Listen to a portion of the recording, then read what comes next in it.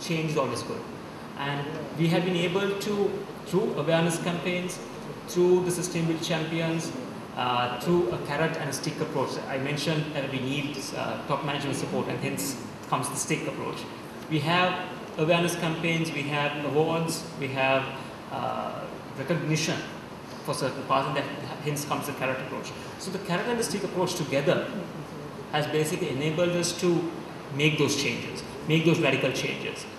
Some of those changes don't need to be radical at all. It can be simple incremental steps. It could be small process improvements to get there, because we believe that our processes are not too bad as well. But if radical changes are required, yes, then we actually need to go about and do that. But how we do that, and how I can make sure that those radical changes go out without too much of a shake up in the organization, is to create the awareness, to create the need for sustainability as a platform, as a baseline. And then the changes required on that becomes that much easier. Any other questions?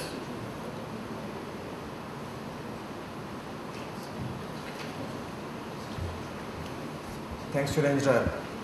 Thank you, Niranjan, and thank you, Rob, for 3 fantastic presentations to get the technical sessions moving. Just a couple of questions to Rob. Come on here. A couple of questions for you.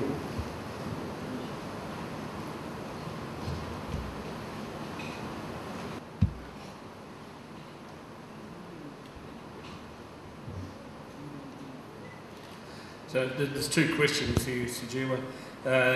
Is there any legal mandate to furnish integrated accounts for government, public sector and or the private sector in Australia?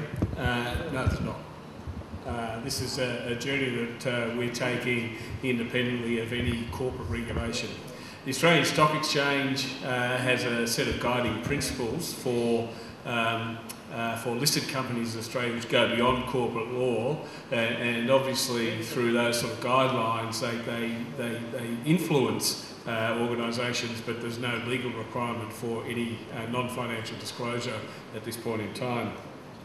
And a second question, what are the standard non-financial disclosure usually stated in integrated accounts in Australia? Again, there's no standard. We are following, most companies who are following the integrated reporting or non-financial disclosure reporting are following the IIRC set out processes and protocols. So that's becoming the de facto standard, if you like, but there's no necessary requirement. I would say that as I mentioned during my presentation, having those non-financial indicators actually audited and assured by a reputable organisation is important in understanding that they are accurate and transparent and have been collected with sufficient rigour. Thank you. Thanks, Rob. Just to conclude, one quick comment addressed to me as well. It says at the moment we are aggressively promoting IFRS compliance and implementation.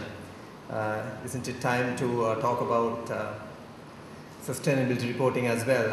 I agree. I mean, I've been someone who's been was responsible for making sure that we kicked off IFRS compliance from 1/1/12. There's no doubt about it. We need to, at the same time, encourage sustainability reporting, and I'm glad that some of the professional bodies have come forward. Ceylon Chamber of Commerce recognizes the big corporates when it comes to sustainability reporting. So it's gathering momentum, but I think we need to more. I think Niranjan clearly explained what the corporates can do, how they can do things differently, and so on. So thank you, ladies and gentlemen.